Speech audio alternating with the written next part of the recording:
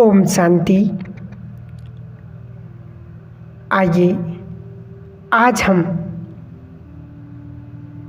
बाबा का टॉपिक है कि अपने घर को मंदिर कैसे बनाएं।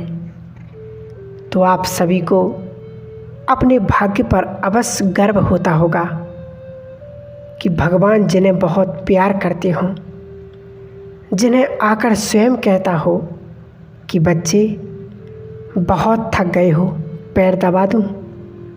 रोज़ हम सभी को बाबा अपनी दृष्टि देते हैं। बाबा हम सभी को बहुत महान बनाना चाहते हैं और हम बनना भी चाहते हैं। बनाने वाले को जितनी ज़्यादा इच्छा है, जितनी ज़्यादा उसको इच्छा है, उतनी बनने वालों को इतनी इच्छा हो जाए। जब दोनों के संकल्प समान हो जाएंगे तो बनना बिल्कुल सरल हो जाएगा। टॉपिक बहुत सुंदर है। घर घर को मंदिर बनाना है। माताओं को, भाइयों को अपने घर को मंदिर बनाना है। सभी माताएं, बहनें अपने मन इस स्वयं को जागृत कर लें कि मैं इष्ट देवी हूँ और ये घर मेरा मंदिर है। पहले संकल्प करेंगे कि ये मंदिर है, इसे मुझे और सुंदर मंदिर बना देना है, क्योंकि आने वाला समय ऐसा है। बाबा तो ये भी चाहता है कि आपके घर ऐसे तीर्थ बन जाएं, जो घर के सामने से कोई गुजरे तो उसे लगे कि घर तो सभी हैं, लेकिन यहाँ से गुजरते ही चित्त शांत हो गया। यहाँ आते ही मन में एक अलौकिक तरंगें उठने लगी हैं। ऐसा समय तेजी से आ रहा है जब आपके घर में लोग आएंगे और ये कहेंगे कि हमें अपने घर का पानी पिला दो, चित्त शांत हो जाए। हमें अपने घर में बैठने दो, आधा घंटा, 1 घंटा, हमारी समस्याएं खत्म हो जाएं।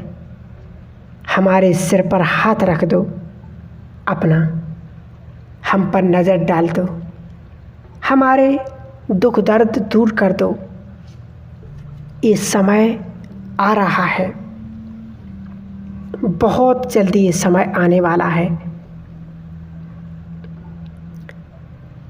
हम सभी भाई बहनों को, माताओं को एक संकल्प बताते हैं, आप अवश्य उसे स्वीकार करेंगे। हम अपनों के लिए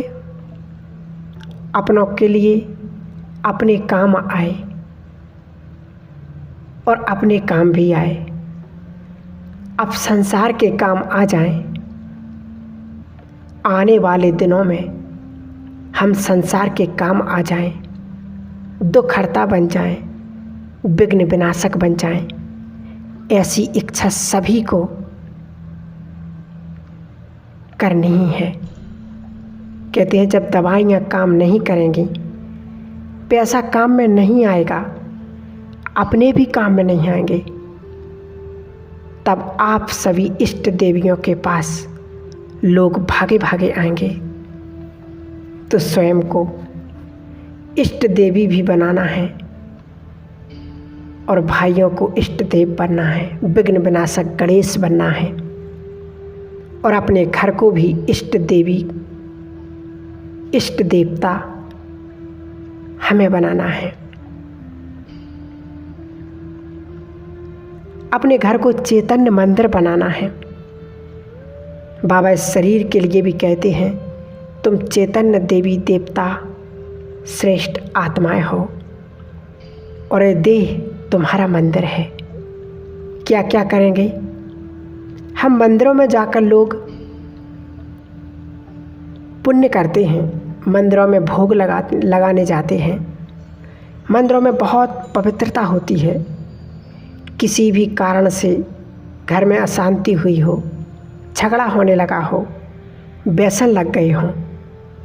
आप सभी ये विश्वास कर लें, निश्चय कर लें कि मुझ में वो शक्ति है अपने घर के वाइब्रेशन को मंदिर तुल्य बनाने की, जहाँ लोग शराब नहीं पिएंगे, जहाँ लहसुन प्याज से बदबू आएगी, जहाँ पाप कर्म करने से लोग घृणा करेंगे, जहाँ आते ही लोग सबका चित्त शांत हो जाएगा।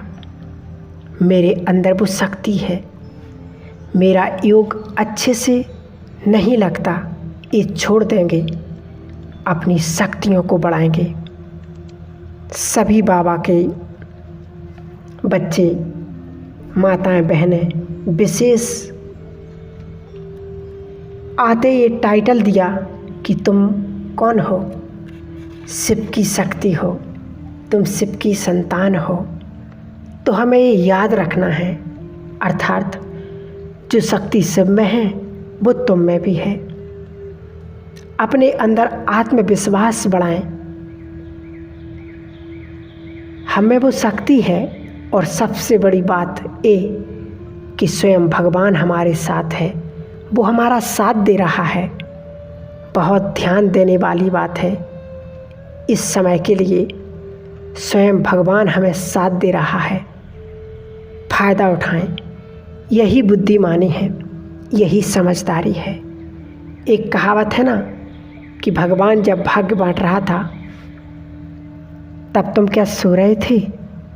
तो निश्चित ही कभी तो एक भगवान ने भाग्य बांटा होगा। अभी वही समय चल रहा है। यही सत्य ज्ञान का प्रत्यक्ष प्रमाण है कि भगवान हमें साथ दे रहा है। तो फायदा ज़रूर उठाएं और अपने घर घर को मंदिर बनाने के लिए सबसे पहली चीज़, रोज़ अमृत वेला आप सभी के घर में ज्ञान योग का प्रकाश फैलना चाहिए। घर घर में अंधकार बढ़ता जा रहा है, टेंशन, तनाव, अशांति, कष्ट बढ़ते जा रहे हैं। आपको अपने घर में सवेरे सवेरे ज्योति जगानी है, प्रकाश फैलाना है। कोई कारण नहीं देना है कि हम सवेरे नहीं उठ पाते हैं। कारण कुछ भी हो, लेकिन निवारण हमें करना है, क्योंकि अमृत वेले सबसे सुंदर समय है जब भगवान भाग्य बांटता है, जब हमें अनेक तरह को टचिंग देता है, अपना वरदानी हाथ हमारे सिर पर रखता है, हमारे दुख हल लेता है, समस्याओं का समाधान सुझा देता है। इसलिए उस समय के लिए कोई बहाना नहीं। तो कौन कौन उठेंगे और कौन कौन उठते हैं, ये हमें ज़रूर बताएं। अपने विचार ज़रूर रखें, कमेंट में ज़रूर बताएं कि कौन कौन उठते हैं और कौन कौन उठना शुरू करेंगे। और सवेरे उठते ही एक काम और करना है, सारे संसार को दुआएं दे दो। मैं इष्ट देवी हूँ, पूर्वज हूँ, विश्व कल्याणकारी हूँ। 3 स्वयमान हैं, बहुत सुंदर हैं। अपने को याद दिलाकर सारे संसार को दुआएं दे दो। सबके कष्ट दूर हो जाएंगे, सबका जीवन सुखों से भर जाएगा, सभी के विघ्न समाप्त हो जाएंगे, सभी के रोग नष्ट हो जाएंगे, सब आगे बढ़ें। ऐसी ऐसी अच्छी अच्छी दुआएं दे दो और तुरंत परिणाम आपको मिलेगा। आपको सुखद फीलिंग आएगी। जिन्होंने आपको कष्ट दिया, जिन्होंने आपको सताया है, सहयोग नहीं दिया, उनका भी कल्याण हो। यदि आप सब चाहते हैं हमें सब सम्मान दें, प्यार दें, तो उसके लिए 2 अभ्यास, 2 स्वयमान का अभ्यास, और सभी को आत्मिक दृष्टि से देखें। दिन में अपने को देखें कि मुझसे शांति की शक्ति निकल रही है और सबको ये आत्मदृष्टि में देखें और मैं एक महान आत्मा हूँ।